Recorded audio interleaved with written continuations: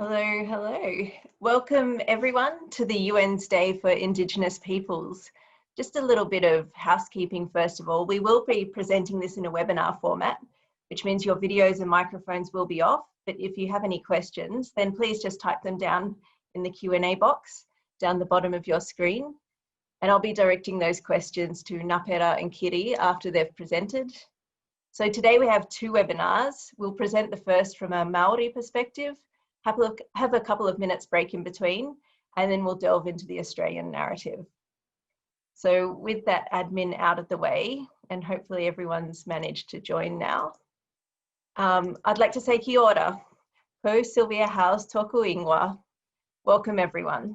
I'm Sylvia House from Data for Good, and even though our first webinar celebrates our Māori friends and communities, I'm joining from Australia, from the lands of the Whanganui clan, with my hidden Zoom co-hosts Samantha and Kiani joining from the lands of the Darawal clan of the Eora Nation. I'd like to acknowledge the traditional custodians of the various lands which we're all gathering from today, and the Māori, Aboriginal and Torres Strait Islander people attending this webinar. Kia ora and welcome. As we acknowledge our cultures across Aotearoa and Australia, we pay our respects to the elders past across all lands who nursed country for many years. We pay our respects to their present elders who continue to pass on knowledge and provide guidance that we can all learn from.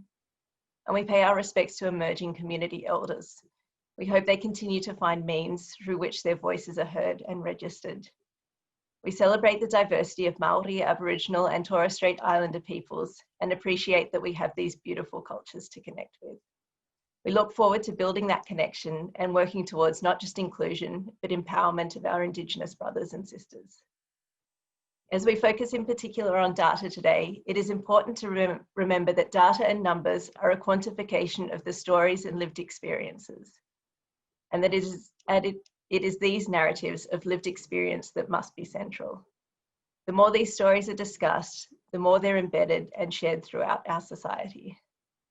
To share more about these narratives, I'd like to introduce our first speaker, Ngapera Riley, Chief Executive Officer of Figure.NZ, whose mission is to get the people of New Zealand using data to thrive. Ngapera believes everybody should have access to good information, and that knowing how to find and use data is vital to solving our country's biggest, or Aotearoa's biggest problems. She cares about everyone being able to take part in that to collectively work towards a better future for Aotearoa. Ngapera works closely with Māori business and education efforts across New Zealand. She currently holds board positions with many different groups, which connects Indigenous business efforts from around the world. She's part of the working group Te Pokapū for the Māori Data Sovereignty Network, advocating for Māori rights and interests in data. I'd like to say welcome, Ngapera. Kia ora. Kia ora, everybody. How are you? Welcome to everybody in Aotearoa and in Australia. It's really nice to be here today and share with you all.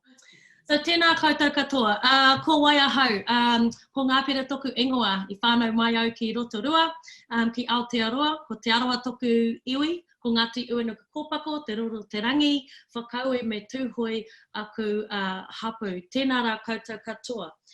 So my name's Ngapera Riley. I am born and raised in a small town in the centre of the North Island called Rotorua. I was raised between my grandmother's village, or marae, and my koro's village. And I come from a long line of activists and change makers. And so from birth, a little bit about me, from birth, I found myself grounded in transformational movements, much bigger than myself. And due to the foresight of my ancestors and my whānau, without any money at all, they fought for our language. And at great odds, with little income, they managed to get kohanga reo set up. And so things like the reason that I can speak my language today and many others can is from their work. So I want to acknowledge them. We were involved in a lot of marches and movements growing up as children. We marched against racism in the 80s with the Springbok tour. You know, fighting against racism and using rugby as that vehicle to activate global change. And this was really important for my whānau. And it's the same, you know, we marched against nuclear testing in the Pacific. My grandfather was actually on the boat that was bombed by the French when he was trying to protect the interests of the Pacific, and just basically fighting for things that he believed were right, and they were the things that we believed as well. So I still march today for climate change, for Black Lives Matter, for any kaupapa that I feel in my heart is worthy of coming together as people to fight for. But somewhere along the lines, I was like, there's got to be a different way that we can help contribute to all these things and all these issues that as Māori people, we are still facing today. Now, I've only got 20 minutes this morning, so I won't go deep into the history of Māori and Aotearoa. I won't get into colonisation or systematic racism or any of the other reasons why Māori statistics and data are generally more shit than those who are not Māori in this country. And it's not because I don't care, because I absolutely do, but it's really because I am so focused on helping publish more Māori data in ways that people can use it. And I'm really, really focused this kōrero today on why data is important for Māori and how we can get our people to understand and use it better. So to be really clear about the kind of Māori data that I'm talking about today, the kind of data that I am interested in and that we work with every day is public aggregate data. So primarily in normal people's English, that is data that is collected by various government agencies. It is public information because taxpayers pay for this information to be collected. And, you know, it's information that's collected by Stats New Zealand, from Ministry of Business, the Ministry of Justice, Education, all of those things.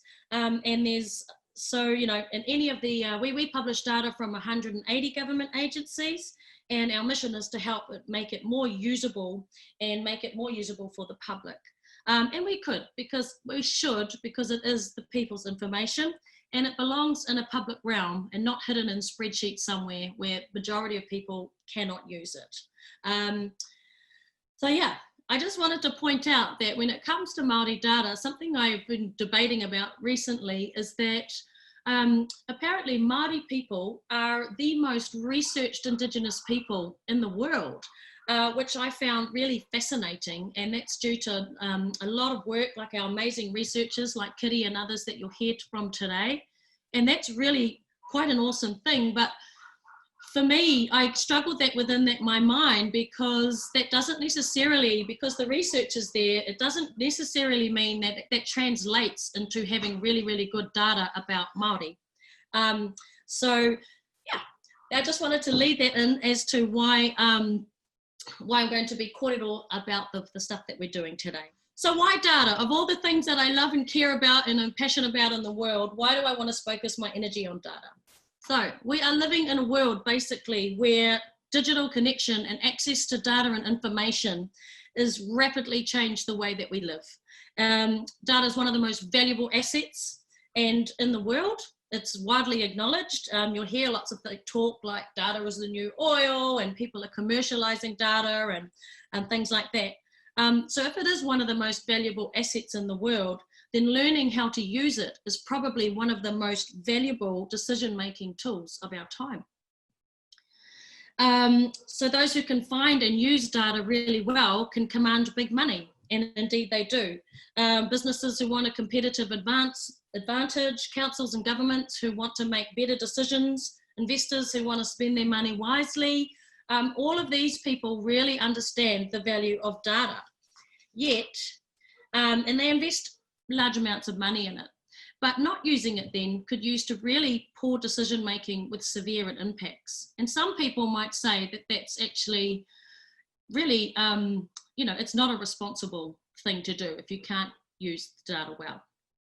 Excuse me. Yet very few people actually know how to use data. It's, and people who hold really important roles in our community, they wouldn't consider themselves experts in data at all.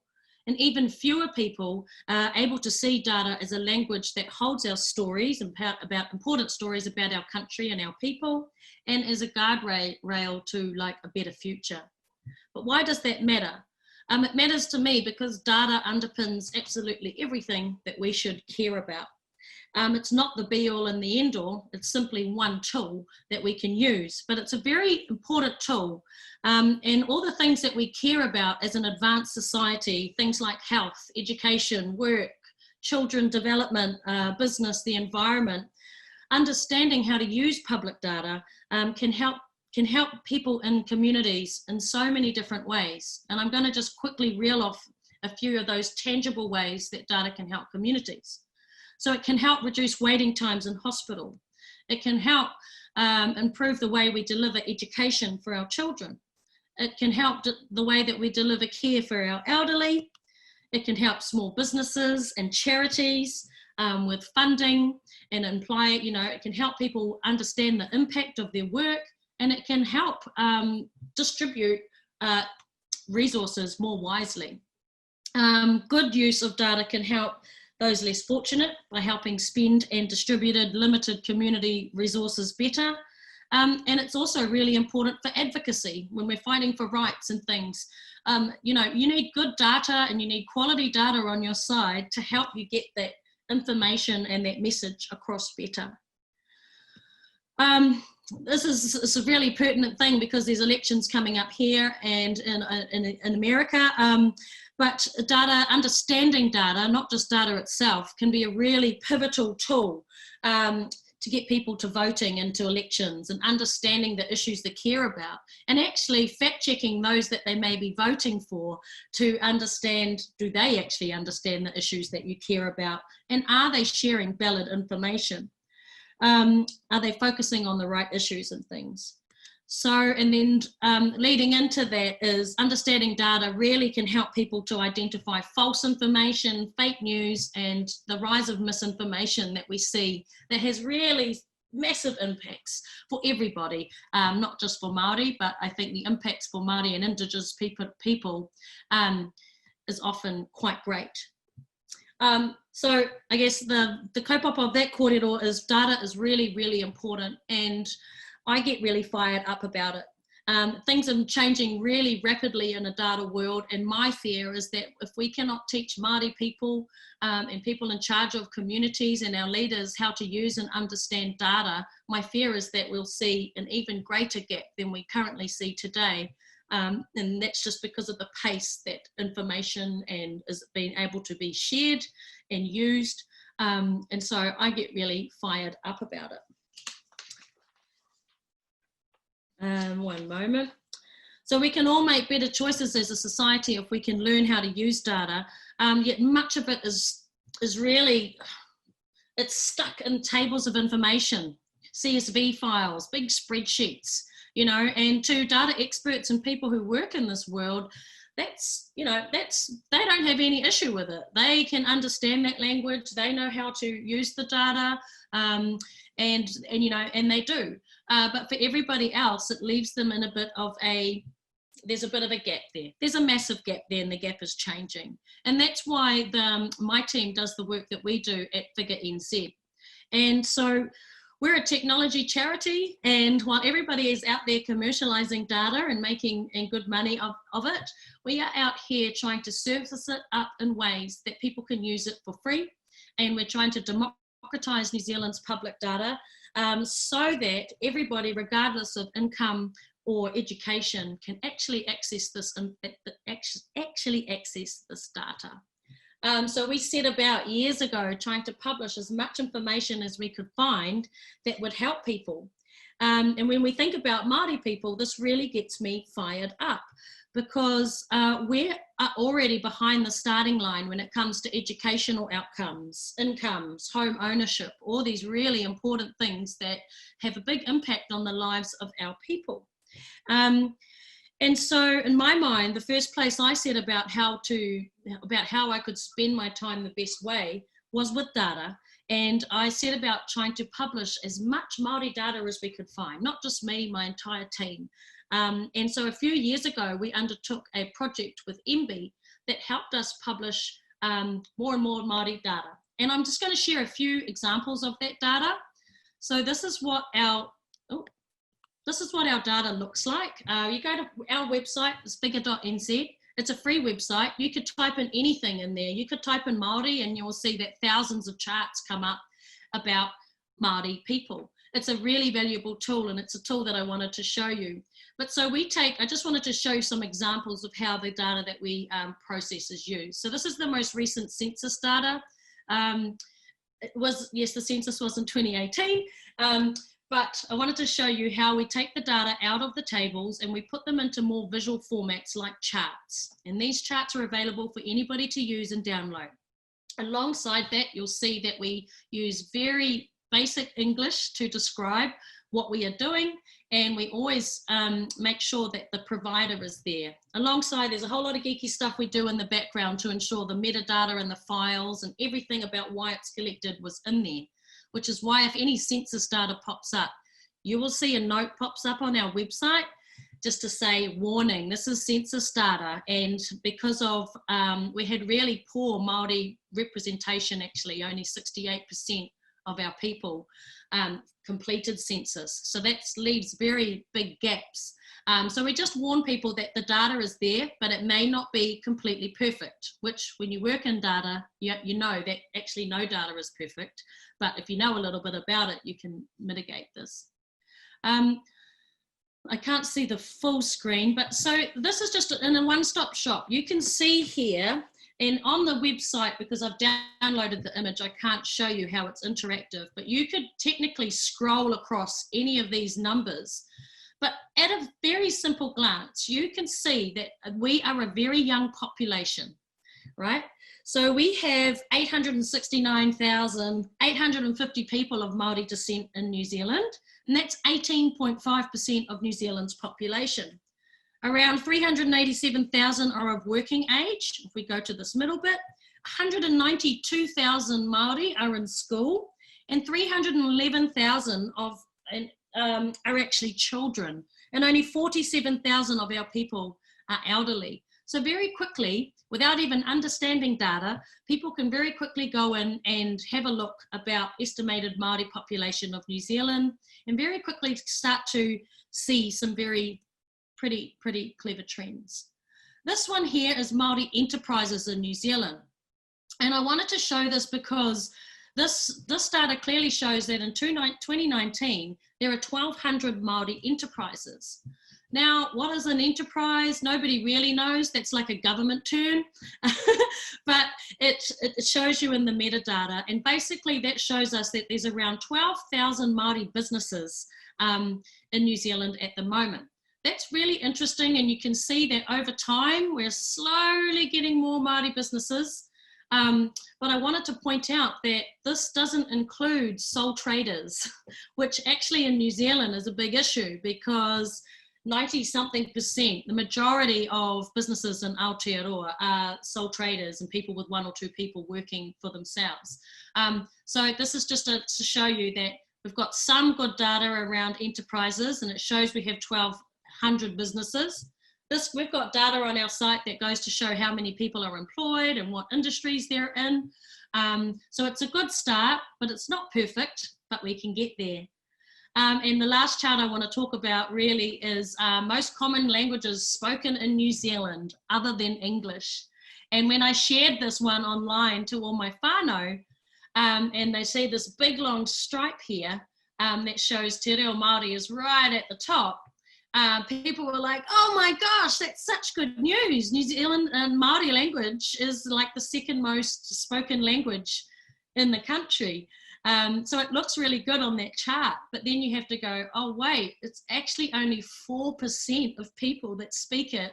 And when you go into it, you go, oh, well, it looks really good on that chart. But actually, when you start to unpick more and you see the data in the context, you realize, wow, we actually still have quite a long way to go before even 18.5% of our population, which are Māori, are speaking our own language.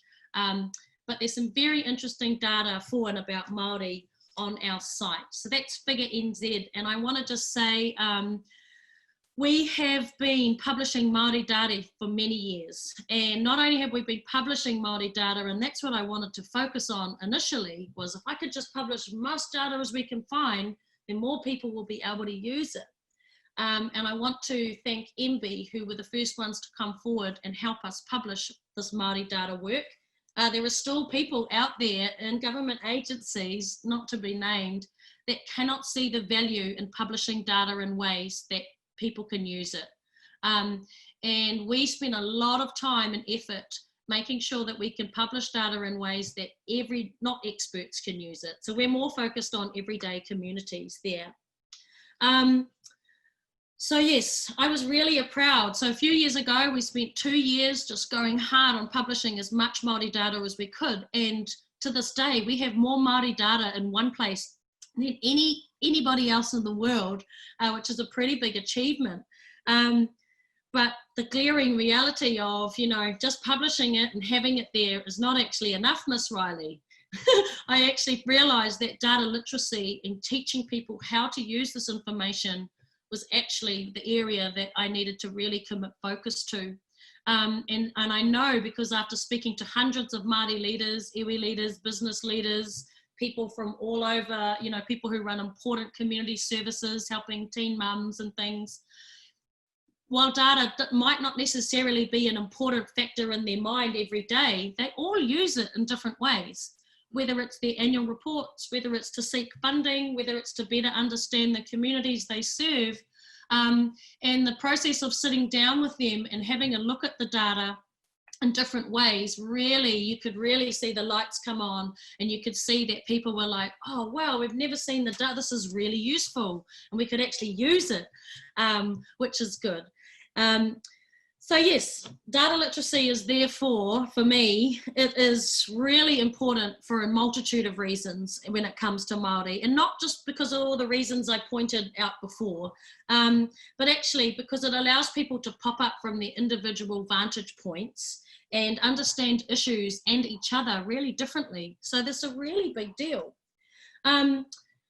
So yeah, that's the reason our organisation exists, and that's the reason we are publishing data for free and making it, and spend a lot of time and money and effort making it available for everybody to access. It's the whole reason our organisation exists, and we want people in our country to thrive by having access to really quality information, or as good as it can get anyway. And when it comes to Māori data, we've been focusing on publishing as much as we can, because it's our fundamental belief that if we can get it right for Māori, actually we can get it right for everybody. And that's not a new sentiment. That's a sentiment that has come from Māori researchers for many years now. And that understanding data and using it ethically for the benefit of mankind, for me, is probably the most important thing that we can choose to focus our time and our energy on. I don't know, I may have taken up a lot of time. What I really wanted to, would like to have been able to launch, we're about to launch Pātaka Raraunga. Pātaka is a Māori word for storehouse, or, like a cupboard where you store food. So Pātaka, and Raraunga is statistics or data or information. So that was a name gifted to us by Callaghan Innovation. They have come together with us, and we're about to launch the world's first Māori data hub. We've spent years publishing Māori data. Alongside that, we've pulled together research, tools, and work that many, many incredible people with much bigger brains than me have pulled together. And so the idea is that if anybody wants to go and find Māori data, they can go there and they can find it all in one place, ask questions of it, and if anybody wants to ask more questions about that particular data or any of the tools, we can help direct them to the right people, so that they can use data better for everybody. So it's a really good start. We're really excited about launching Pātaka Raraunga. But at the same time, it's really, really important for me on a number of levels that the data is used well, because as we know, data can go any way, and people can use data to misinform. People can use data in ways that might not be so good for our people. And so that's why, for me, I believe if we can give our people a little bit of a heads up on how to use it and how to ask good questions of it, that is a really big thing. So just to conclude, I don't want to talk over my time. We have lots of Māori data out there, and it does exist. use it. I encourage people to ask questions of it, because asking questions of data can often help us to understand more and more things. Because as I mentioned before, data is only one part, you know, there's other forms of knowledge and mātauranga and knowledge and connections that are equally as important. But data is just crucial to me because it's just a really important tool that in this modern day society that we can really use to help us and to, you know, to do good things with. And yeah, so I encourage people, we're about to launch Pātakararanga. If anybody out there is really cares about Māori data and getting more of it and more quality of it, or you have data, Māori data that you want to publish with us, we can help. We have a team of people that audit and take a lot of care and time to make sure that any data that we publish in the public and out in the open is, you know, it's safe to publish. So we really care about that a lot. And there's a lot of work. There's a lot of work that needs to be done for Indigenous peoples, not just through data, but through policy making and decisions and things like that. And we have a lot of, in New Zealand anyway, we have a lot of amazing data experts who are really fiercely out there battling and trying to get, you know, better rights and better interests and advocacy for Māori data. And because it's just such an important kaupapa. But yes, I will just end by saying, you know, if you are interested in Māori data or information or finding any information or tools that can help you, please come to our website, Figure.NZ. If you can't find it, you'll very easily come to me or one of my team. We'd be more than happy to help. And if you have data literacy resources and things, we also have a platform called Learn. We've just started it and we'd really like to get some more data resources on there, but that's our Learn platform for communities. So over the years,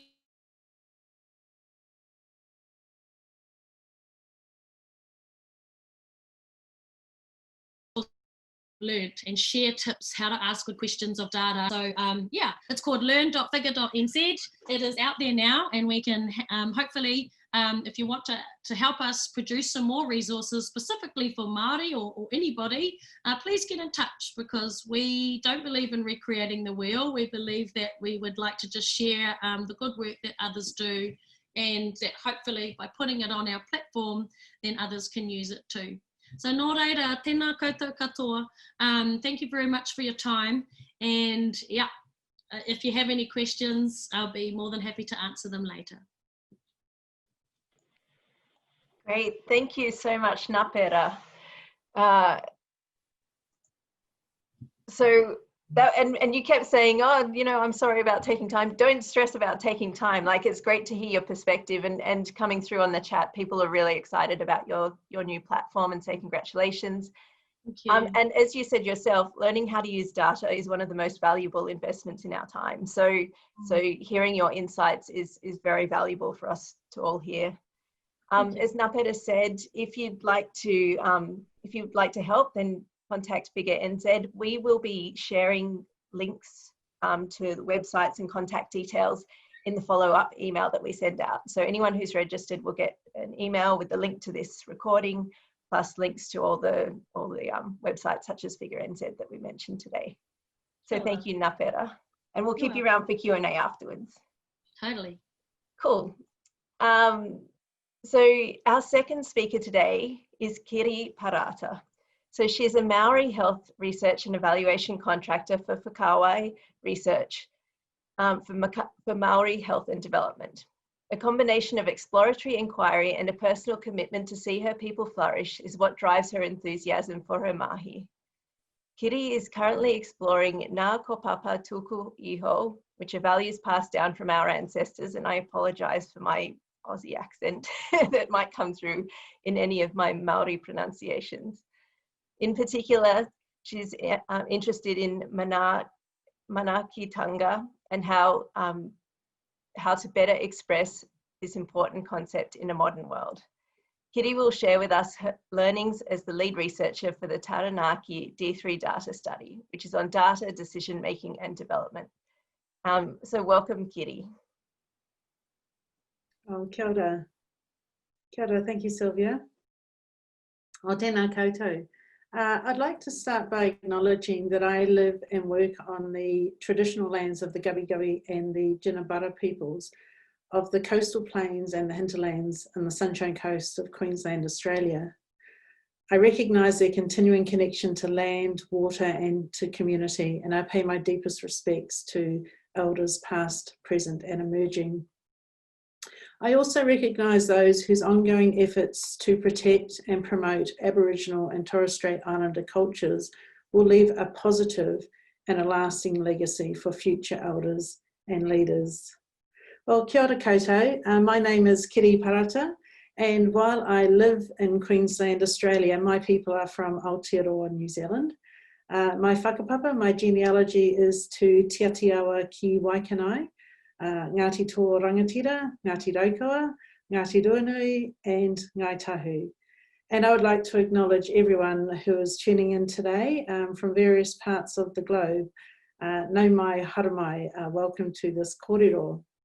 It's an absolute pleasure to follow Ngapera's kōrero, which was fantastic, and I love her enthusiasm for the kaupapa, for the focus of data and improving lives of Indigenous people through its use. And I think it was a really good platform actually to carry on, because the other thing is that I'm always very happy to accept any invitation that highlights the strengths of Indigenous peoples and promotes Indigenous efforts generally. So today it's my privilege to share with you some research findings that my team from Whakauae Research Services and myself have undertaken across 3 geographical sites in Aotearoa, New Zealand.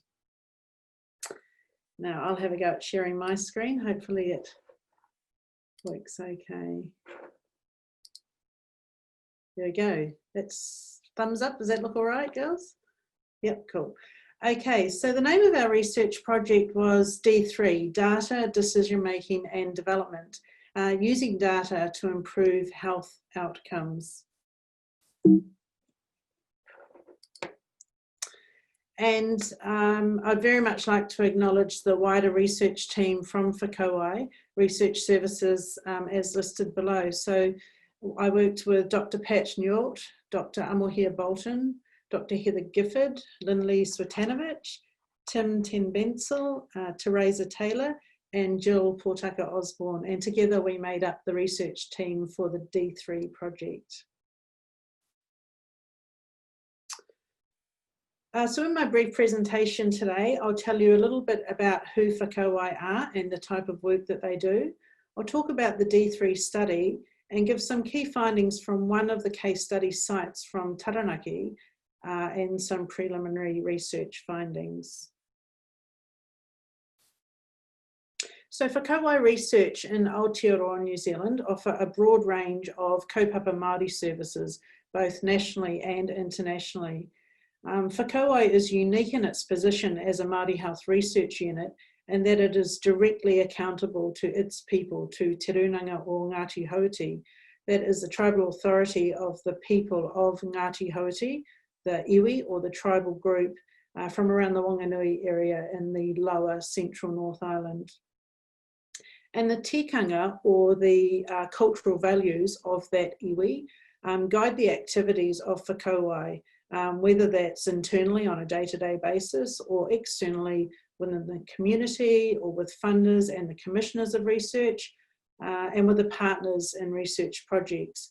So fundamentally, our tikanga or our cultural values are at the forefront of every decision and every part of the mahi, the work that we do.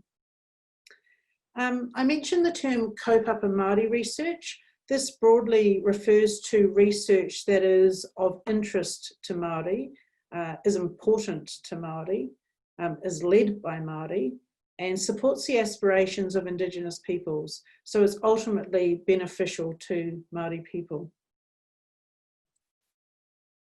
So with our research partners, we set out to explore a particular health data set that leaders and decision makers, so both Māori and district health boards, could utilise to better improve, for better and improved health outcomes for Māori. So a district health board is a regional health authority that is responsible for the planning and the delivery of both community-based health services and hospital health services. So we wanted to know how data was engaged with. Who was looking at the data? Was it driving decision-making and changes in the health services and ultimately improving health outcomes for Māori? We were interested in what the challenges were and what were the positive examples of utilisation of data. And all of this with a view to providing learning opportunities and policy changes at both a local and a national level. So the D3 research that I'm talking about was funded by the Health Research Council of New Zealand. So a few examples of how we applied kaupapa Māori research included addressing real-world health service issues, so with a view to inform service development. So having a focus on issues that highlight inequities where improvements can and need to occur. Our research team was led and inclusive of Māori, playing to the strengths of the individuals, so working collaboratively as a wider research team. Throughout the research, it was Māori that we engaged with in the design of the research, and we work in a way that supports our research partners' aspirations as well. So this diagram represents the various stages of the research. We're currently in phase 4, where our focus is on transforming practice and making change in Aotearoa, New Zealand. During phase 2 of the data, research, the data collection methods included key informant interviews, observations of planning hui or meetings, and review of key documents. So they're all standard qualitative research methods. Yeah, we undertook this study over 3 sites of the North Island of Aotearoa, and by population, one of the sites was small, one was medium, and one was large. We developed relationships with our research partners in each of these areas, and each of the sites included a district health board. So we had 2 on the West Coast and 1 in the upper North Island region. Each of the case studies chose a particular data set where those communities, the Māori providers and the district health boards were interested in exploring and making improvements. So we had childhood immunisations chosen by 2 of the cases, and children's oral health outcome was also, was also chosen as the 3rd case. So the case that I studied was Taranaki, and this was an area where 3 Māori health service providers and the district health board collaborated under a single health contract, offering a broad range of services to Māori. So the group chose childhood immunisations, immunisations for tamariki Māori, and as a case to be studied. And as mentioned, we weren't necessarily so much interested in the actual data. It was more, although I must say the inequities that were identified in that particular data set was enough reason to be focusing in that area. But we were more about looking at how that data was engaged with. Whose eyes were over that data and what interpretations were being made? How did that engagement with the data inform decision making, or did it at all, for improved Māori health outcomes? Were Māori involved? Were they leading those discussions? Were their voices and their ideas for improvement being heard?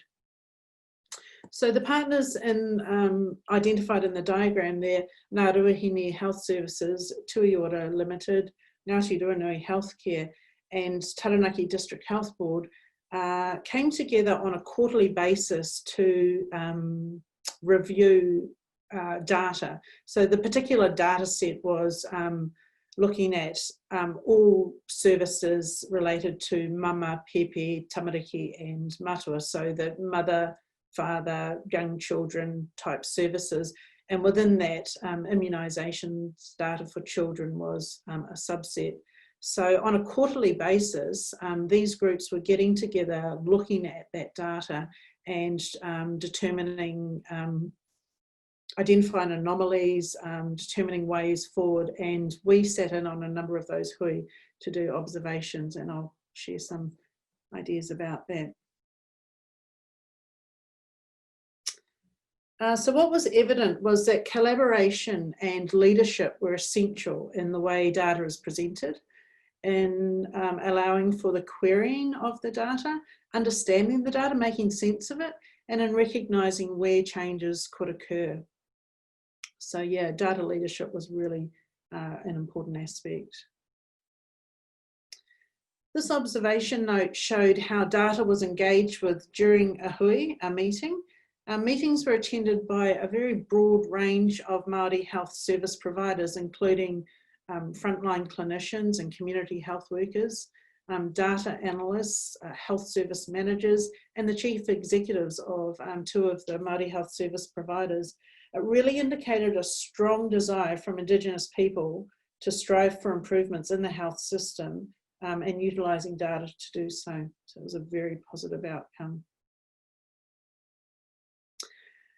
This slide highlights the importance of knowing your communities that you serve and the people that you live amongst. We saw evidence of local intel being used in data discussions, particularly around when inequities were highlighted in the data, local knowledge being leveraged to make improvements. So I guess the point is that when you know and you live amongst your people, you've pretty much got a fair idea about the type of responses that are required in terms of service delivery and what services are likely to be supported and taken up by your people. I cannot overemphasize enough the importance of collaboration and listening intently and working with Indigenous communities to make change and improvements happen. The answers generally lie with the people. So in terms of findings from across the 3 sites, each site had very different capabilities and capacity with regards to data leadership. It wasn't consistent across the 3 sites. Where data leadership was stronger, there tended to be more capacity in terms of staff numbers, and often one or two people were very influential. Where there was a lack of data, technical ability rather, there was certainly, as was shown in the smaller cases, sometimes there was one person perhaps that actually had that type of technical capabilities and was able to show leadership. So I mentioned data capture there by clinicians.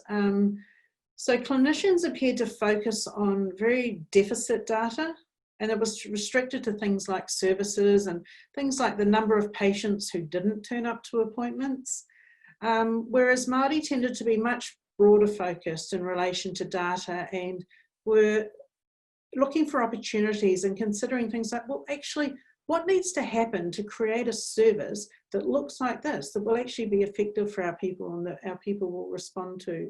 So there were quite different lenses being looked through in terms of understanding the data or interpreting the data. So we conclude that collaboration by funders and planners with Indigenous partners needs to occur in a meaningful way, where data interpretation, problem identification, and decision-making can occur for positive change. And addressing the inequities needs to be business as usual, not one-off cases, and certainly needs to move away from beyond the individual champion that we often see who carries the weight of the team and is often a lone voice in a mainstream system. Yeah, so I really hope that the Taranaki case that I've spoken to has demonstrated that collaboration and data interpretation can occur when there is respect for different worldviews, and the treaty partnership, which we expect in Aotearoa, New Zealand, is actually realised.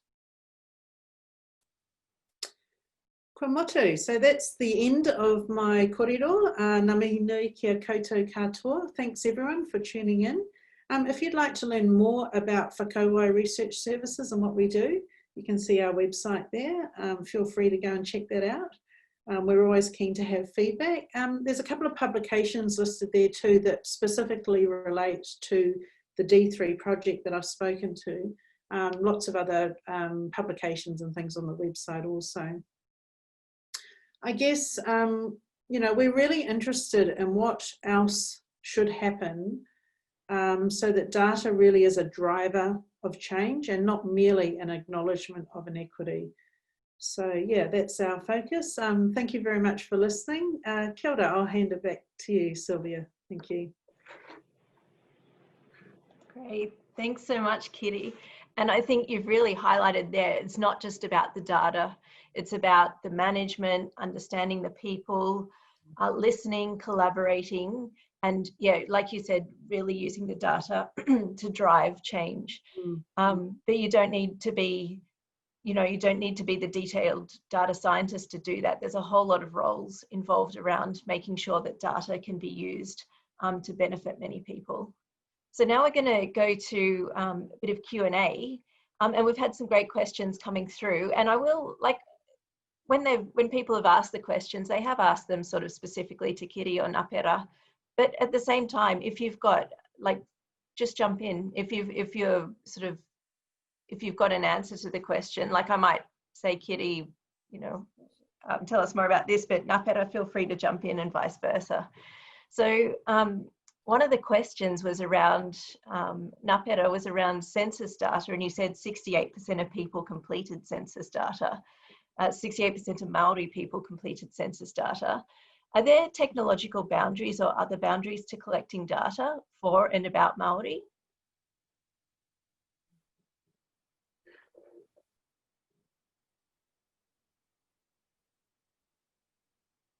Ngapera? Oh, she's muted. Sorry. She's muted. Can you hear me now? Sorry. Yeah, we can hear you.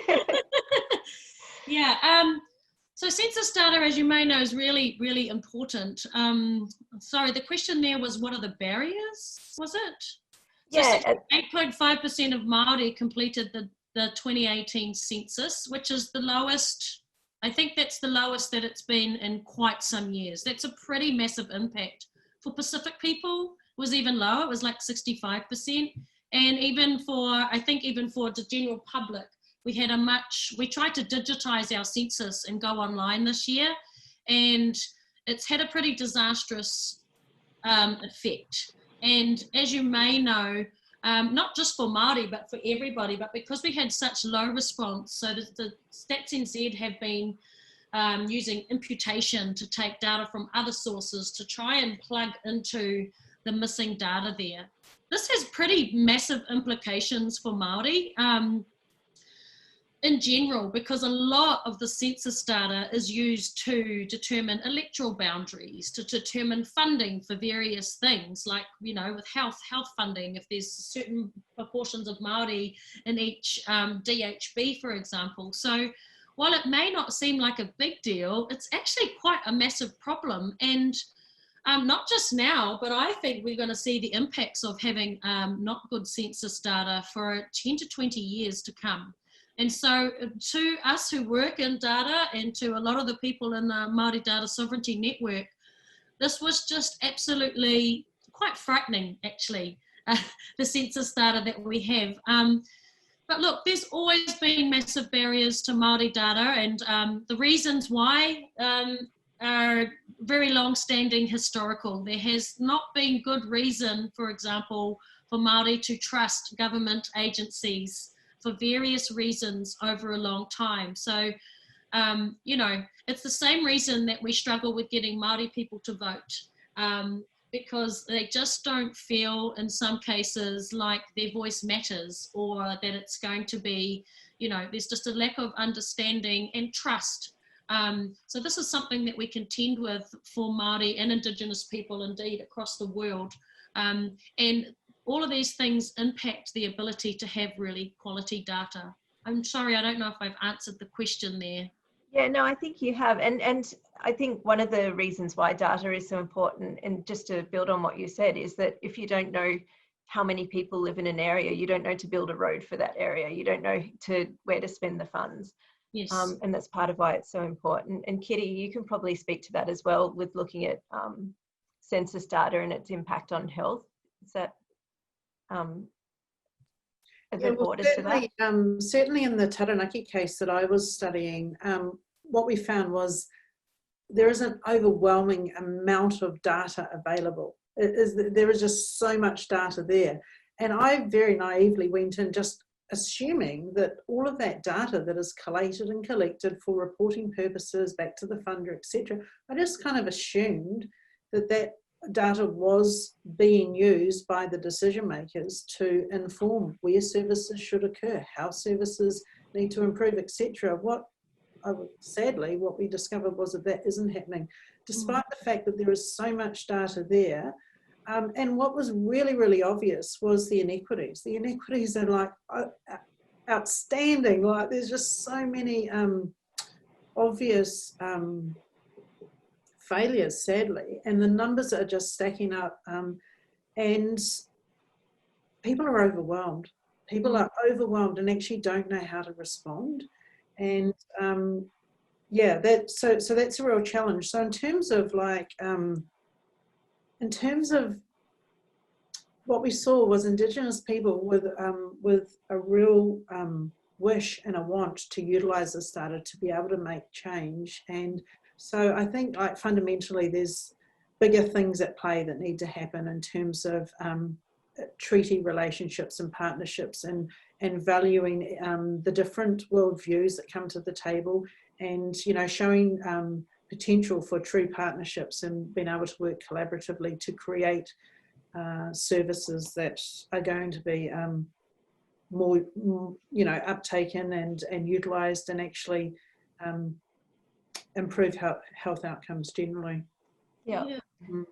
And then, sorry, go ahead. No, I think to add to that, it feels like we're constantly having to push that ethnicity data is even collected in this country, and it's not collected particularly well. And a good example of that is the recent COVID, right? And the COVID tracing app that's come out, right? While New Zealand's done a really good job of doing this, when we started the conversations about, is this COVID tracing app a good thing? What information do we need to collect? There was a conversation where, even with the testing, COVID testing, our experts were really pushing, can we get ethnicity data when you are testing everybody that comes in? Can we please get ethnicity data so that we can see, and our experts can see, and researchers can see how this is impacting on the different ethnic groups in New Zealand? And we kept getting pushback saying, it's just a red herring. It doesn't matter. Doesn't matter what ethnicity somebody is. We just need to get people tested. You're either positive or you're not positive. And this is where some of the, for people to constantly tell you that ethnicity data doesn't matter in the face of a pandemic when people are trying to make really quick decisions, you can see that, it's very concerning when people are really trying to help, and people want to know how to respond for Māori, for other ethnic groups. Mm-hmm. So yeah, it's really difficult, because even when Kiri was saying, even if the ethnicity data is collected, people still seem to ignore it. So there's just a lot more education that needs to happen, both with experts and non-experts, around, how we can really use data for good and how we can really collect it in ways that are meaningful and able to be used. Yeah, and that's something that's come up a lot lately, about the need for deaggregated data, just so that you can do collaborations across data sets, so you can make connections across data sets, and having data at such a high level, you don't necessarily get that opportunity. And someone specifically said, Kiri, in regards to the Taranaki research, asking about a layer of data about industry and environment and its relationship to health data. Were you able to find those layers of data? Let me just see, what's the question, sorry? So it was about connecting data between data sets, and if you could find data about industry and environment and that's its relationship to health data, or was that beyond the scope of? It was definitely beyond the scope. Am I? It was definitely beyond the scope of our particular study, but I'm just trying to think who is doing that. You know, I think in New Zealand what we're seeing is that we're still seeing our systems as sort of individual systems and not necessarily working across organisations and sharing those sorts of things. And certainly from an Indigenous point of view, our health and well-being is way more than just our physical health. It is about everything that we do. It is about who's in our lives. It's about our people. It's about our connection to the whenua, to the environment, and everything else that's impacting. So we certainly, I think that's possibly one of the challenges actually for Māori health service providers, and that they're wanting to deliver a service that is delivered in a way that be like whānau water. So it's actually comprehensive of all of those things, because we recognise that they all have an impact on our health and well-being. And but we're working within a system that is still health focused, and then particularly the hospital services are quite different from the community services, things like that. But there's no reason why that data can't be shared and it can't be looked into more broadly. But I think we're just sadly, I think we're still a long way away from that, because we're just still trying to deal with the inequities that are there, that are highlighted.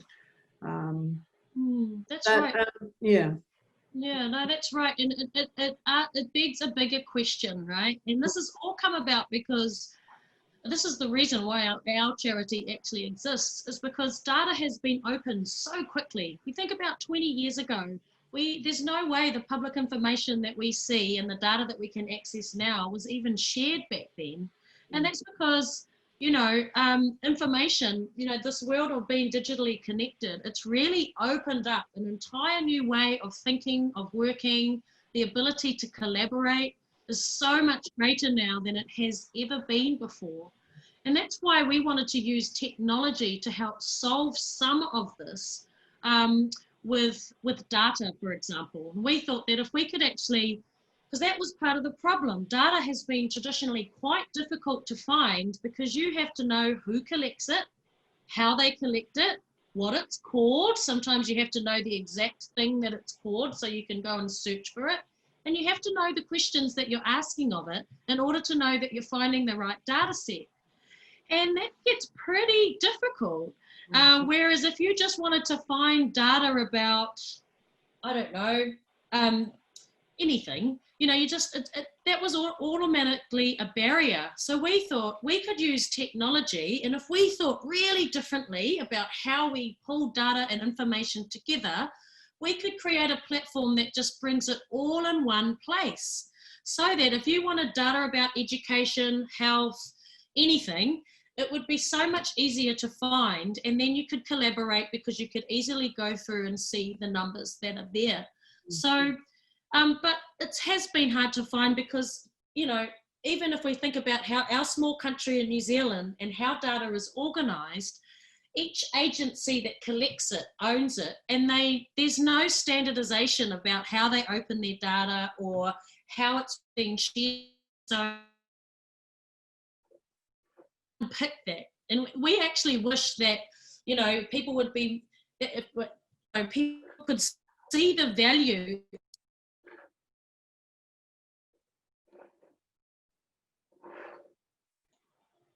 change, and people suddenly, they used to be very scared of open data and very worried about it, and probably for good reason.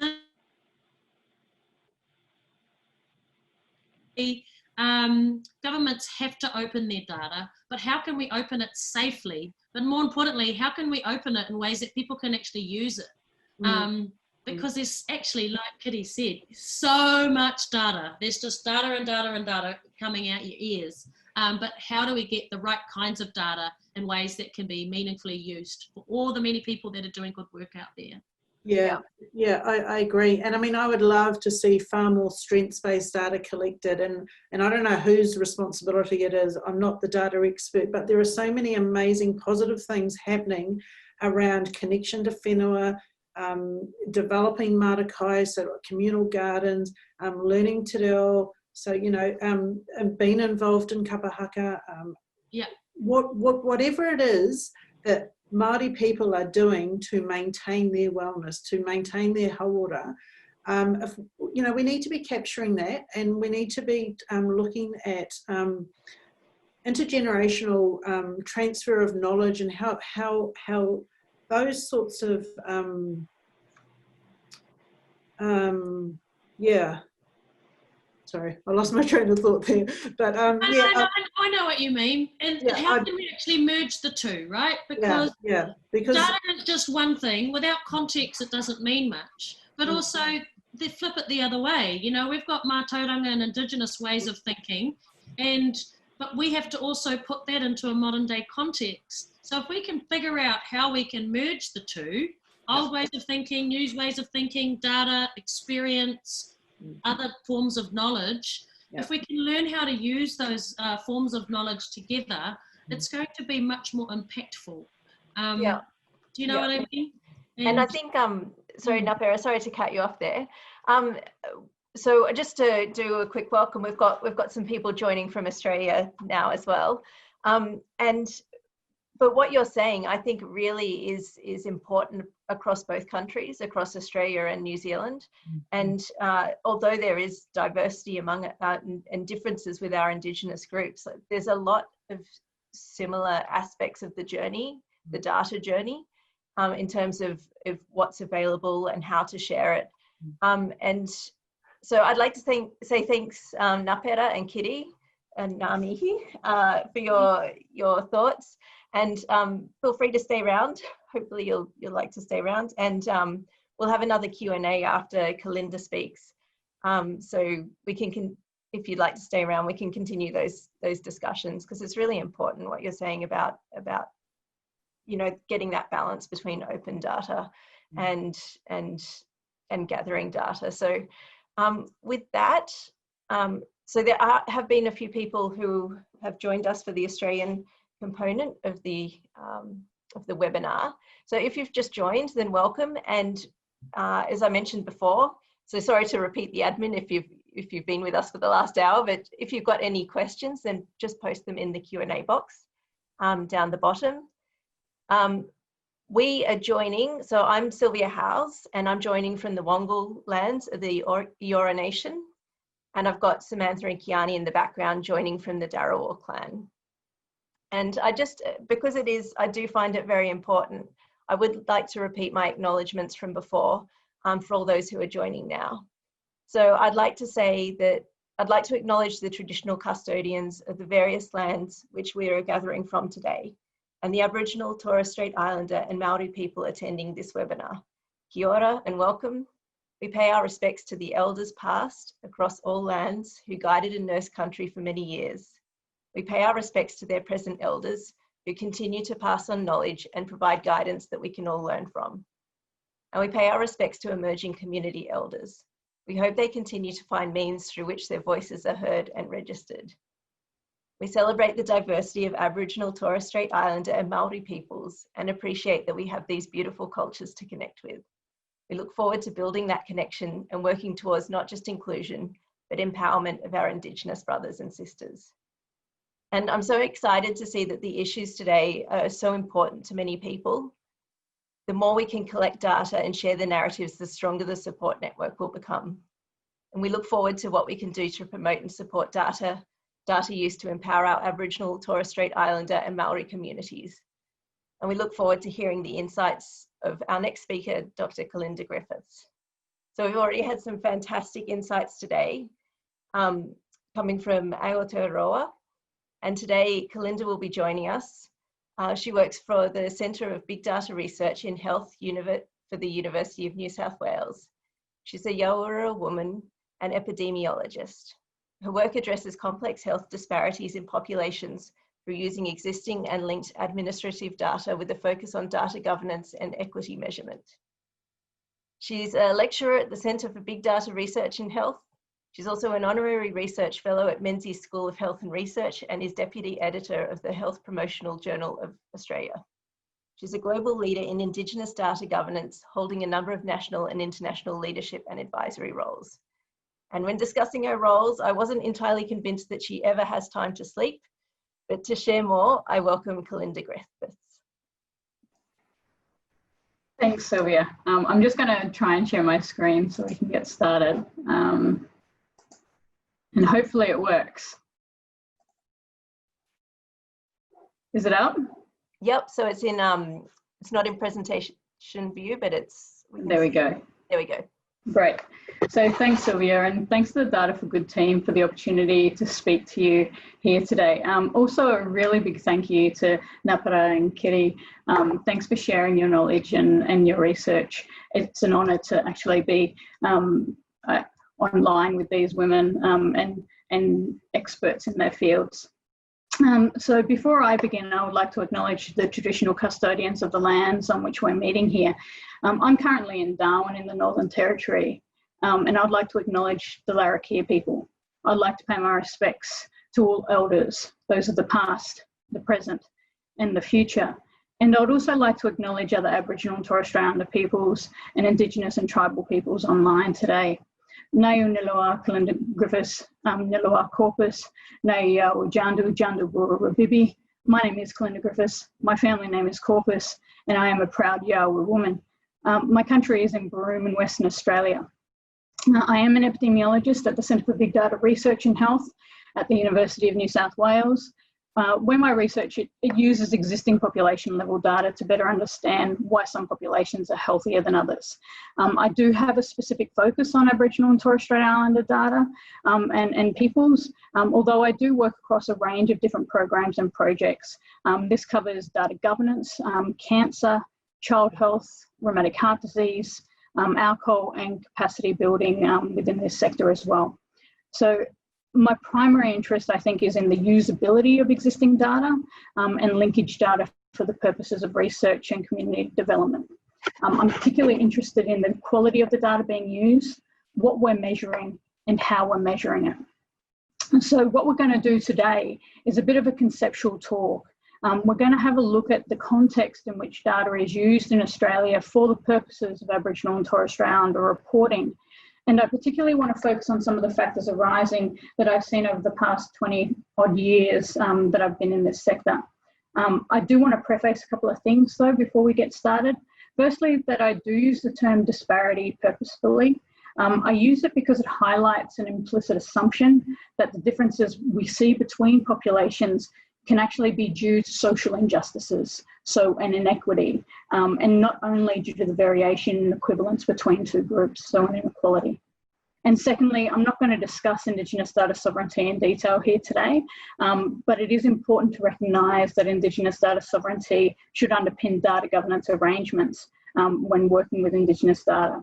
For those of you who don't know what Indigenous data sovereignty is, and it's been mentioned a couple of times here today, it is a global movement concerned with the rights of Indigenous peoples to own, control, access, and possess data that derive from them and which pertain to their peoples and their knowledges. So full disclosure, I love data, and I think I'm not alone with the crews in the room. And I like seeing patterns and watching trends emerge. To me, data is actually art, and I also love it because it can be an incredibly useful tool in challenging health disparities. I actually see data as one of our most critical and one of our most powerful tools to advocate for and make positive change for in societies. However, data utilisation for the purposes of challenging disparities is not for the faint-hearted, and both Ngapera and Kiri touched on this before. It bridges the world of the social and the analytical, the cultural and the analytical, and it tells but one story at a time. It requires that those who undertake the work realise and respect its contexts, and also have enough knowledge and expertise about methodologies and statistics to explain what the data is saying. But as we know, nothing in love is ever straightforward. And there are a number of issues with the data that require our consideration.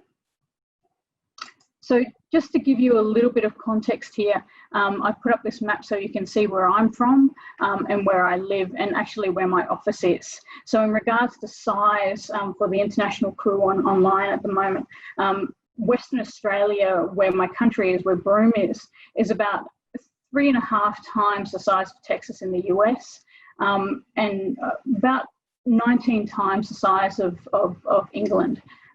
In terms of distance, it takes about 4.5 hours of flying time or 4 days of driving time from where I live in Darwin down to my office in Sydney. So we're talking about big spaces and a lot of time necessary to get from one place to another.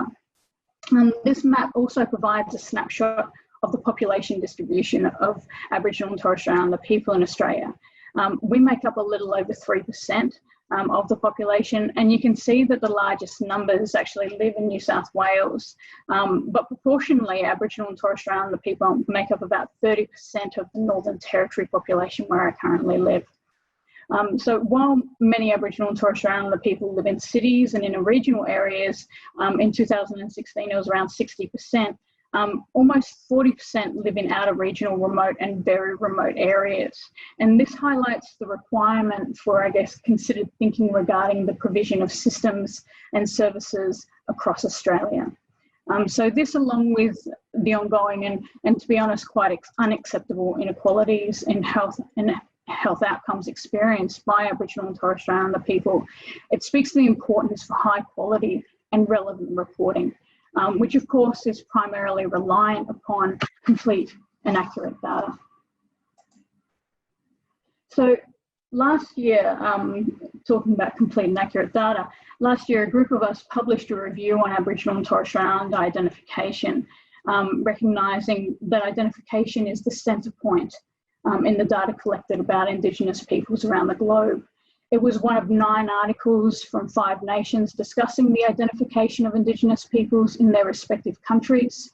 The countries included Australia, New Zealand, Canada, the United States and Brazil. It arose from a number of global meetings over the past several years, and this was with members from the International Group for Indigenous Health Measurement, and it also included people working in official statistics from governments, international agencies and community-controlled sectors as well. Importantly though, previous meetings on how to best measure Indigenous health, specifically the impact upon colonisation upon health, highlighted the known invisibility of Indigenous peoples in official data collections. And we've heard a little bit about some of those issues across in New Zealand today as well. And the results of which place an advocated call to international and national statistical agencies to improve global efforts in the collection of Indigenous data, basically highlighting that this is all of our discussion. We should all be at the table for this one.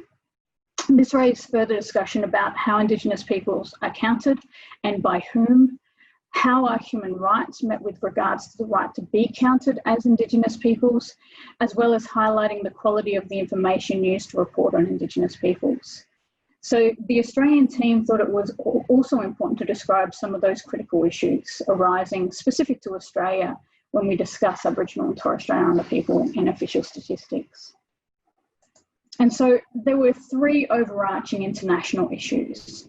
The first one was who is counted, and this includes considerations regarding the definitions of indigeneity and the operationalisation of those definitions, as well as the propensity to identify, the choice to identify within those data sets. Then secondly, how many people are counted? And this includes issues around the completeness of the coverage and the accuracy of the enumeration, as well as methodologies used by national statistical agencies to address issues of over-enumeration. There are several ways in which we can do that. We heard about what was your Ngapera? Which one did you mob use? Oh, I can't remember which one you used. Yeah, it's okay. In the population charts. Yeah, or just how you guys enhance the data. What was you did it and... Yeah, we just try and take it out of the real technical language and make it so people can just, everyday people can access it. Yeah, a little better, Yeah. And then the third factor was what is counted and measured. And this involves the development of indicators and measures that encompass Indigenous people's states of event, values and understandings. So putting our ideals forward within this space. So specific to Australia, we found that we needed to discuss the impact and effect of Australia's colonial history. And this includes the impact on our identity, how we're identified, and what this actually means for reporting. And we also needed to unpick and further discuss some of the contemporary issues, such as rights and recognition, when identifying or not identifying Aboriginal and Torres Strait Islander people in the data, and who gets to make decisions regarding the use of that data. So just setting the stage in an international human rights context, people have the right, I guess, well, people have the right to recognition. We have the right to be counted. When it comes to data and official statistics, individual and collective rights to citizenship in Australia can only be fully met with accurate identification and accurate counts in the data. For Aboriginal and Torres Strait Islander people, recognition is embedded in our right to self-determination. And there are a couple of key articles within the UN Declaration of the Rights of Indigenous Peoples and other human rights mechanisms in this space that provides an actual blueprint that nations can use to discuss and incorporate Indigenous people's rights in the discussion of data and information. The first is regarding the right to identify, where Article 33 states that Indigenous peoples have the right to determine their own identity or membership in accordance with their customs and their traditions. It's clear that Article 33 highlights the requirement for self-determination in identification. It should also be noted that it purposefully does not specify a definition of Indigenous peoples. Article 15 of the Declaration states that Indigenous peoples have the right to the dignity and the diversity of their cultures, their traditions, histories, and aspirations, which shall be appropriately reflected in education and public information. So this, along with the right to identify as Indigenous peoples, guides how information is collected and described about us. In regards to, I guess, managing expectations about what happens with the data, Indigenous data governance approaches underpinned by community-led Indigenous data sovereignty principles can be developed in programs and systems that collect information about us within our respective nations. We have a leader here, Ian Anderson, who terms this as the democratisation of data, and we've heard about embedding democratic processes as well. If data is to be used to tell our stories and our experiences, then we need to be at the table and we need to be aware that we have every right to do so.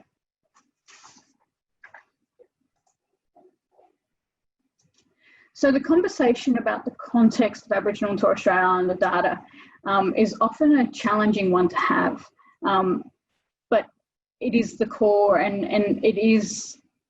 it's a way to better understand these issues, I think. So we're just going to delve in there. So most official data collected by governments on Indigenous peoples is developed within a colonial and racialised context. What this has resulted in is what we call coloniser-sanctioned forms of recognition.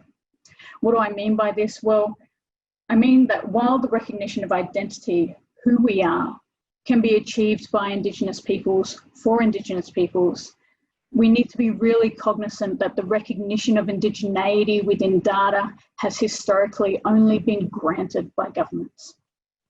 So as an example, the Australian government officially counted Aboriginal and Torres Strait Islander people from 1901 to 1967 for the sole purpose of excluding us from the national population count. It was the 1967 referendum that resulted in changes to Section 51 and 127 of our Constitution, and it was the change to 127 that resulted in the inclusion of Aboriginal and Torres Strait Islander people in the census. This inclusion only arose from a nation's moral imperative to include and count Aboriginal and Torres Strait Islander people via a democratic vote. Further, it wasn't until 1978 that a Commonwealth definition of Aboriginal and Torres Strait Islander people was developed, and it wasn't until 1996 that the operationalisation of that definition, what we call the standard Indigenous question, was officially implemented. And it is worth noting that this is across all government data sets today. So these developments were done in partnership with peak bodies and community controlled organisations, and also with Aboriginal and Torres Strait Islander leadership and advice as well. So with that said though, it doesn't distract from the issue that our starting point within data and official data is this power differential. And basically we were allowed to be counted. So why should we be interested in data? We've heard a lot of reasons why, specific to Australia. I mean, it's incredibly important regarding the reporting and the provision of services. It's used to describe and monitor the social, economic, health and wellbeing of Aboriginal and Torres Strait Islander people. And our official reporting requirements include meeting the requirements on existing agreements with the OECD, with the United Nations. We also have in Australia the National Indigenous Reform Agreement. So you would have heard of Closing the Gap, or the KAUPAPA Closing the Gap targets, or Closing the Gap Refresh now, as well as a range of state and territory policies and frameworks as well. And data and the information derived from data, it matters. In fact, in Australia, data mattered so much that the Commonwealth Bureau of Census and Statistics, which is now the Australian Bureau of Statistics and its subsequent Legislation Act, it was developed less than 5 years after Federation. This meant that the federal government prioritised the collection and information through the development of an independent regulatory body. So we know that data holds power, and data matters because it tells us who needs what, where. Data matters differently to different people. And for me, it matters because if we aren't counted in the data, then effectively we don't exist. But the enumeration, the counts of Aboriginal and Torres Strait Islander people isn't just necessary for reporting. It's also necessary for the allocation of population level funding and individual services. So for example, in Australia, the Commonwealth Grants Commission, it allocates goods and services tax, or GST. It uses measures of population growth, and this includes intercensal differences, so across censuses, based on the Australian Bureau of Statistics estimates of populations to allocate funds across regions. So this table shows that there was a 14% intercensal difference between the 2011-2016 census, or censuses, and the impact of which we're still learning about. But historically, this has meant that places like regional and remote Australia have actually missed out on funding because of those changes within those counts. And further, the Australian government requires Aboriginal and Torres Strait Islander people to identify themselves as such to receive Aboriginal and Torres Strait Islander specific services and programs. So data plays an important role because Indigenous peoples have health, economic, social, environmental and cultural rights that cannot be fully addressed if there are large inaccuracies in reporting. Not to put any pressure on people to get it right, but we need to get it right. So as a quick example of some of the issues with the counts, this is the birth registration example, and we've been running a birth registration project and working with others who have been doing this stuff for a few years now. But Aboriginal and Torres Strait Islander births within a number of states and territories are critically underreported. We know that there are a large number of births missing from the official statistics used for reporting purposes. But to identify the issue of birth registration underestimation, two data sets are usually looked at. One is the perinatal data collection. This holds information about like obstetrics, delivery, perinatal outcomes. And this data is collected in each of the state and territory jurisdictions from midwives and other staff who use information collected from mothers and hospital records. So it's basically hospital records. The second is the birth registration data collection. And this is the information given to a state or territory registry of births, deaths and marriages. This is usually given by the parents after birth, and the data captured by registries can vary by state and territory, and it can also impact consistency in terms of measuring across. Nationally, we know there's almost 5% under registration of all births when we link the birth registrations to the perinatal data collection. However, when this is looked at by Aboriginal status, the rates increase to 17% and 18% under registration in Queensland and Western Australia, respectively.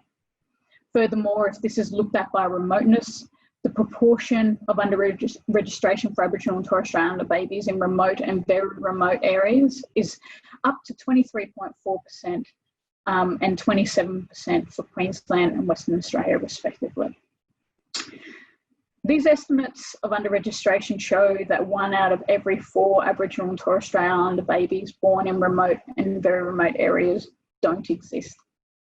And what does this mean? Well, this means that anyone using the birth registration data collection for the purposes of reporting statistics is actually getting it wrong. It's also why there have been different statistical methodologies used when Aboriginal and Torres Strait Islander birth registration should be used for things like life expectancy estimates.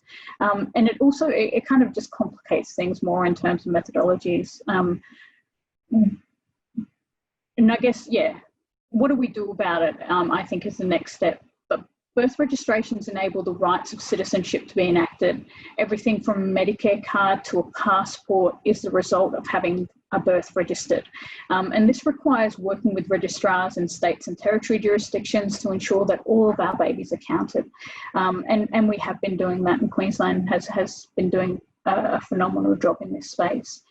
In terms of official statistics, the good news is that with the move towards data sharing within governments, we'll be able to pick up those people who access services through data linkage. For those of you who aren't aware, at the moment, the Australian Feds, the Australian government, we are sharing data across the different government departments. There is the Office of the National Data Commissioner has been developed, and this is to support and facilitate that process as well. And we also have legislation currently under review around this as well. So with this, there's hope that we will be able to enhance and improve some of these data sets. So as an example, a baby may not be registered at birth, but it may be picked up by GP data or education data. And this data could theoretically then be used to enhance the birth registration data and flag those people who require a registration to ensure birth certification. And you can kind of see how we're marrying these worlds of the analytical and data sphere and then, you know, the social aspects as well. But it isn't just about handing over information about us. It's about ensuring governments and official statistics agencies accurately count and represent Aboriginal and Torres Strait Islander people. So just pulling together some of the things that we've mentioned here today, we'll conceptualise it through this diagram. I guess the recognition of Indigenous peoples requires acknowledgement of Indigenous peoples and also includes how Indigenous peoples are described and defined. This should be in alignment with the UN Declaration on the Rights of Indigenous Peoples. And while Australia does quite well relative to other nations in regards to data capture and recognition within systems, this is about data supporting our right to self-determination and community advancement, which needs much, much more improvement. We also need to talk about operations. How do we best build data assets that reflect the aspirations of Aboriginal and Torres Strait Islander people and the capabilities of the next generation of Indigenous data nerds? So some of the work that we're doing in the Indigenous Data Network out of the University of Melbourne is driving national community controlled data assets and building these technical capabilities of communities. And please feel free to get in contact with me or the IDN if you want more information about some of that work. We also need to recognise who are setting the priorities regarding data use and health and wellbeing measurements that are going to, and I keep repeating myself, the benefits of Aboriginal and Torres Strait Islander people and communities. We need to be always asking the question, who are the we in this discussion? When it comes to population level data and official reporting, who should be representing whom? I don't have the answers to the questions or these questions, but some of the work that we're currently doing will hopefully find the best ways of doing this into the future. And finally, we need to focus on monitoring. How are we doing? Where should we be focusing our resources? Again, it's dependent on who's doing the monitoring and where that information goes.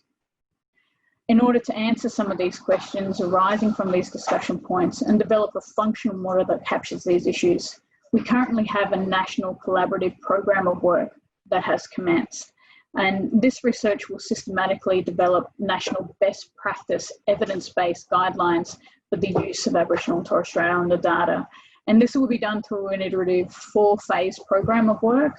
And currently we're about halfway through phase 1, and we're moving quite quickly through to phase 2.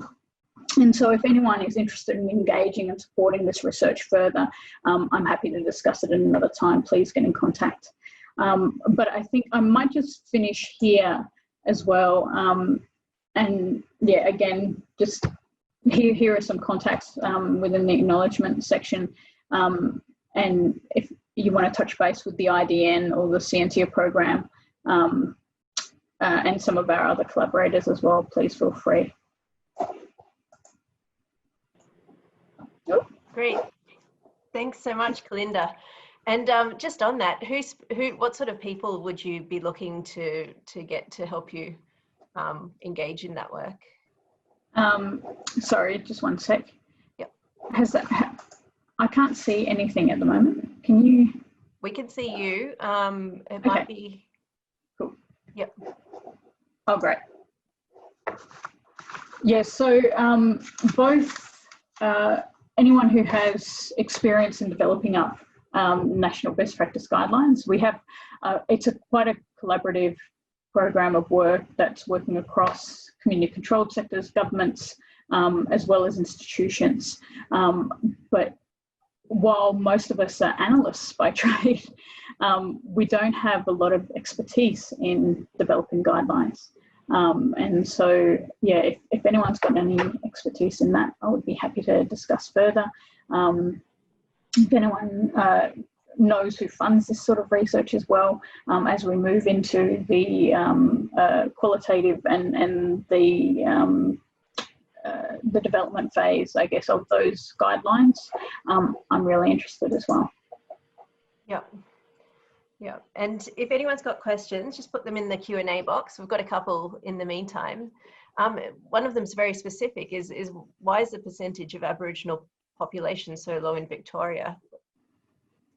Is that a matter of not being able to, as you mentioned, there's no invisibility around data? Is it around a data aspect, or is it historical reasons? It's historical, and it's because there was, I mean, when the first settlers arrived, they arrived on the East Coast, and so what ended up happening were quite intensive massacres across all areas of Australia, but there was quite an intensive wipeout in those southern states, and some places have rebuilt and others haven't so much. Yeah, I'm not entirely sure as to the story of Victoria, but yeah, we do know that these are the reasons why proportionally as well we have higher numbers up in Northern Australia. And it's because of those initial settlement issues. Yeah, yeah. And there's actually there is a map I've seen of how populations were affected over time due to things like massacres. We might share that with share that in our email that goes out. Yeah. Something a bit more positive though is you mentioned building the next generation of data nerds, and something that this came up in the as a question in the previous talks too is looking at like the idea of what students do after school, and looking at how that encourages, like what you can provide to students at school to encourage them to study along those lines. So what sort of educational data sets have you seen that can help build, not just build the nerds, the data nerds, but sort of build the capacity for Aboriginal and Torres Strait Islanders to be enthusiastic about studying?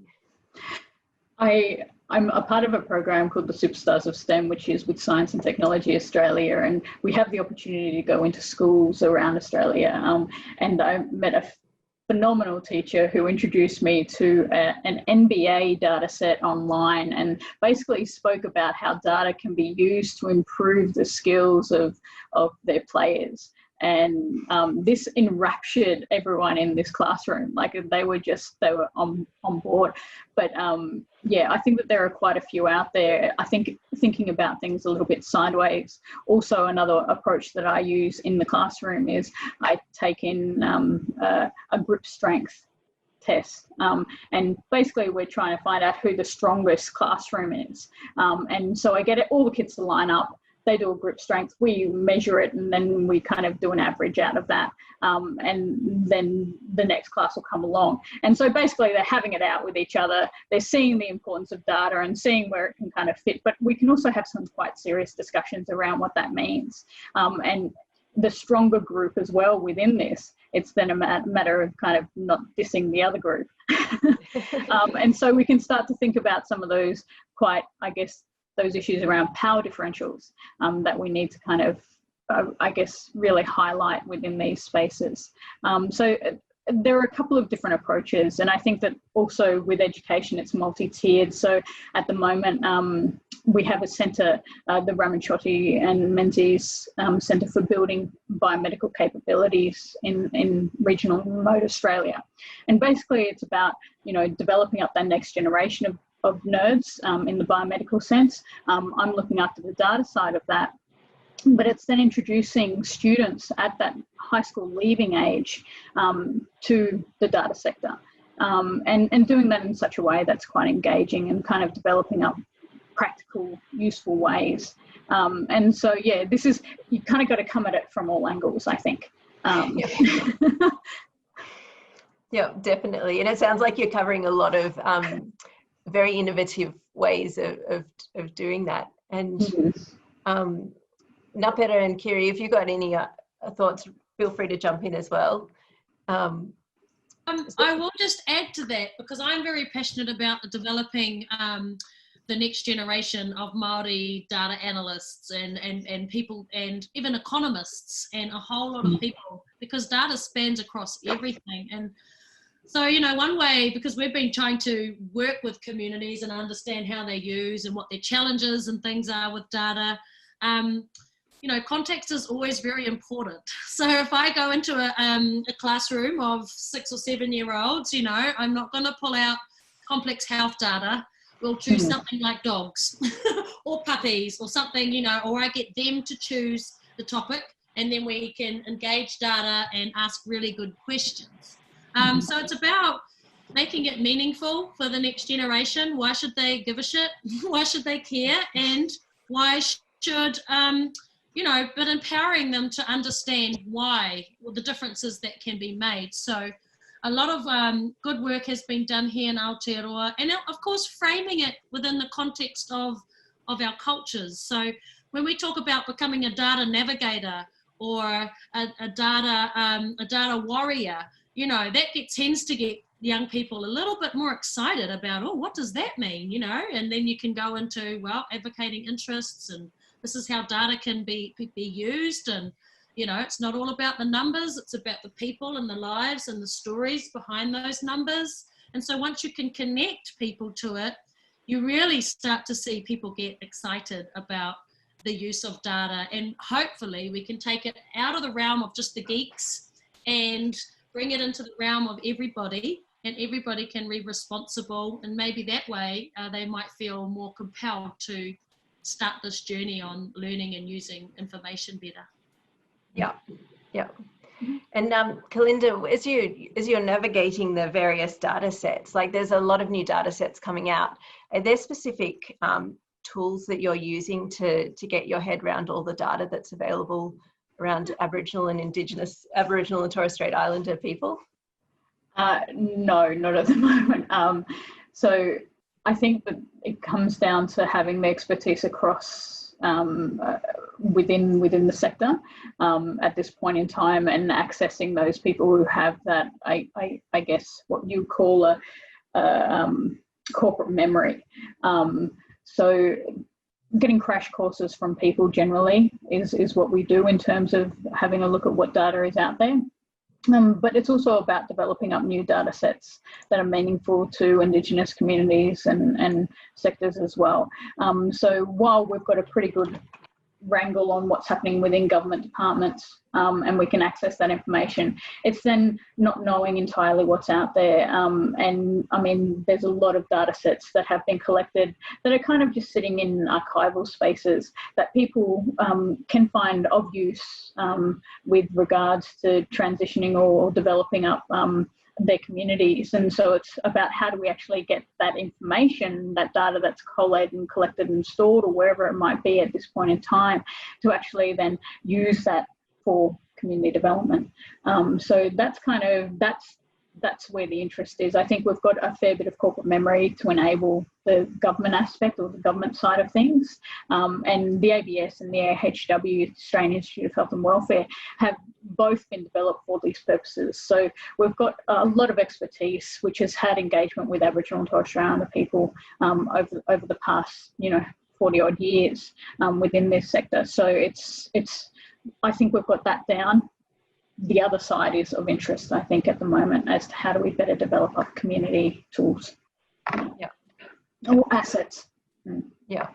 And there's just further with Aboriginal and Torres Strait Islander health surveys, and you mentioned the Australian Institute of Health and Welfare.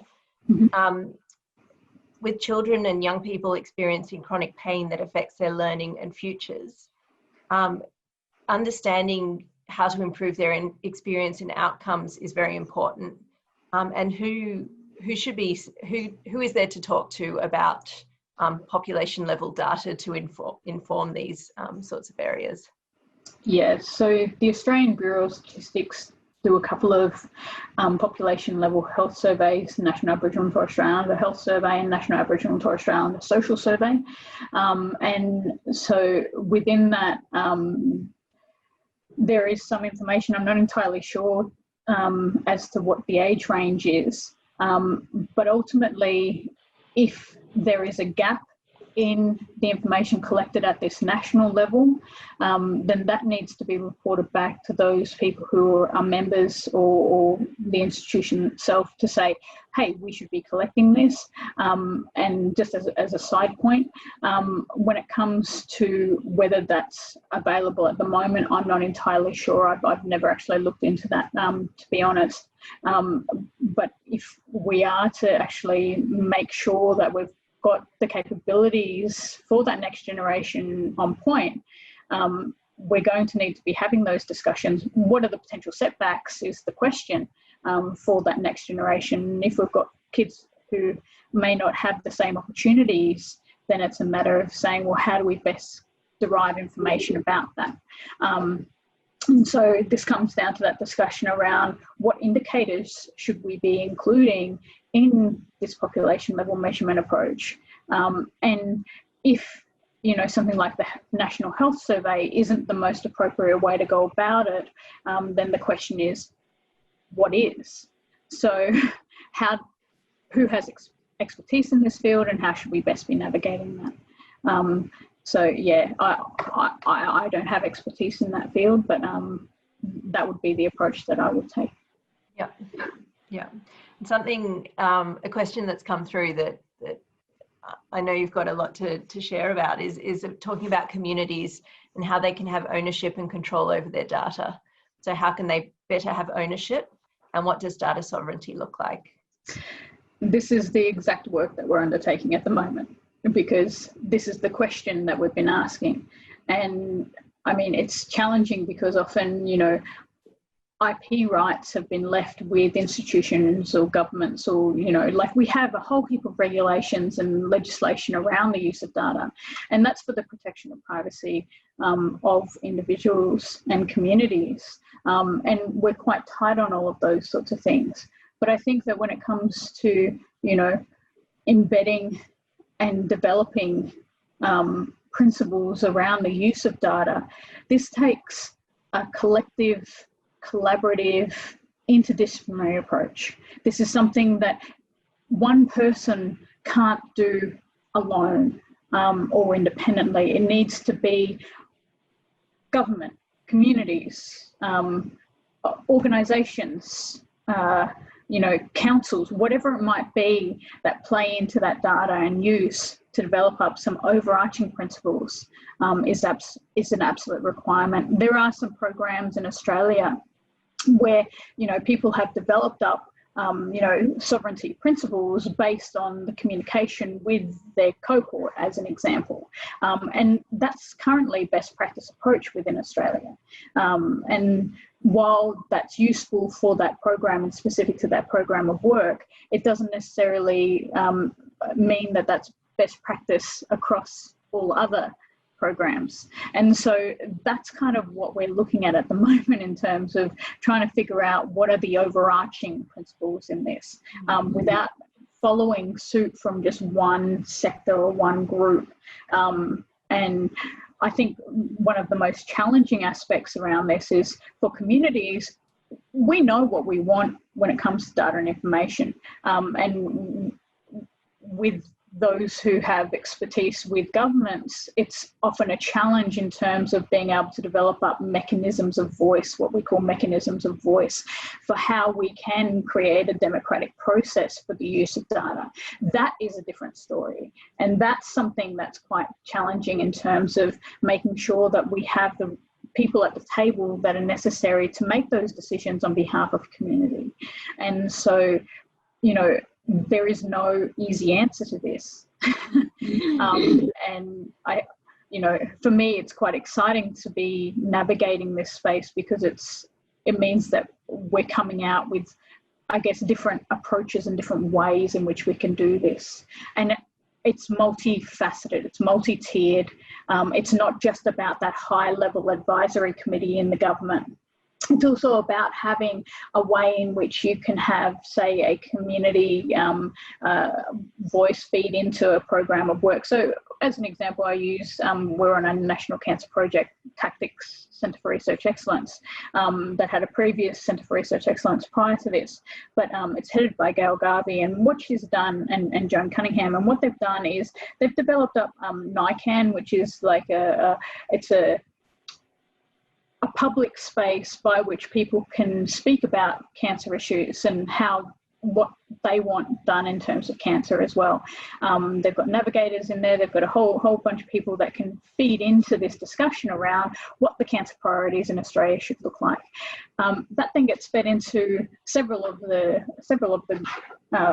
research programs that are within the sector. That also then feeds into whoever's on advisory committees and groups can feed that information back into the sector, but there's no one which way about this. So having that information transferred to, say, Cancer Australia as an example, it can happen in a roundabout way. What we want to see, though, is that to be kind of, I guess, organised instead of it being so ad hoc. Yeah, as soon as I said data sovereignty and governance, Ngapera, I could see you going, yeah. I'm just looking to the questions about, you know, the question being, how can you talk more about how communities can have ownership and control over data and what that looks like? It's a really good question. And I just, again, like to go back to some of the work that our iwi and tribes in New Zealand were doing around COVID, right? Because the data showed us very quickly that it was going to be our elderly people, our old people, that were going to be impacted a lot. So instead of, so there's been some really incredible stories of how people in their tribal areas and communities just got out and activated really quickly to identify who our old people were, where they were, what help they needed, and, you know, they didn't wait around. They just, some of them actually went to the larger tribes and said, can we have some data about this? They weren't able to share the data because consent wasn't given to share that information.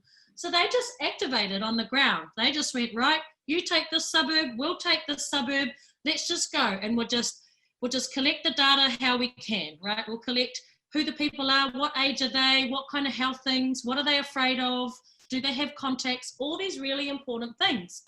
Now, that was really awesome because it showed that that's in the Māori terms, we call that tino rangatiratanga. That is just taking control of the situation and going out and doing what needs to be done for our people with limited resources. So when I think about, you know, how can communities have ownership and control over data, the answer is a basic answer, apart from, you know, because it's a very, very complex situation, is that we need to be collecting it ourselves. And if our communities had the tools where they could collect data safely, they could keep the data safe and they could use it, that would be, in my view, the most, the quickest, the fastest, the best way that they can have control over their own data. But of course, that's complex, because to collect data, really good quality data, any researcher will tell you it takes absolutely years of asking the right questions. And, you know, people who collect data like census and bureaus of statistics, they get hundreds of millions of dollars to do these things. And they have teams of experts working on how that is collected. But for a very simplistic point of view, yeah, how can we have control and ownership? We have to be in a position to be able to collect it. And then we have to be in a position to know how to use it, because to have that data sovereignty, and we've heard it here in New Zealand, and then if the government wants it, well, we can sell it back to them if we want to, because, you know, once you own the data and you have very good quality data, it becomes very valuable, not just to us ourselves, but to others. So, I mean, collaborative efforts is the only way, as Dr. Kalinda talked about, it's the only way that we're going to get forward, because, you know, our resources for our people and Indigenous communities are already below what they need to be. You know, people are already working on the smell of an oily rag. So if we can collect our data better, then we can have true sovereignty over it. But at the moment, we are left with working with disparate public data sets and choosing what data we can, that does exist, to put the pieces together. Yeah, and I might, Kiri, I'll just bring you in with that, because you have worked on a project that is about specifically collecting the data, and you know, you do have a certain amount of resources and time pressures, all that sort of thing. And you know, can that be scaled, and how can that be shared? The learnings you've got, like, how can that be shared to run other projects as well? Yeah, that's a good question. I think Ngapera is absolutely right. Until we reach a point, though, that we're actually taking control of that and actually determining what it is that we want to be collecting, and then how we deal with that. We've still got a long way to go, because we're just dealing with what's available there right now.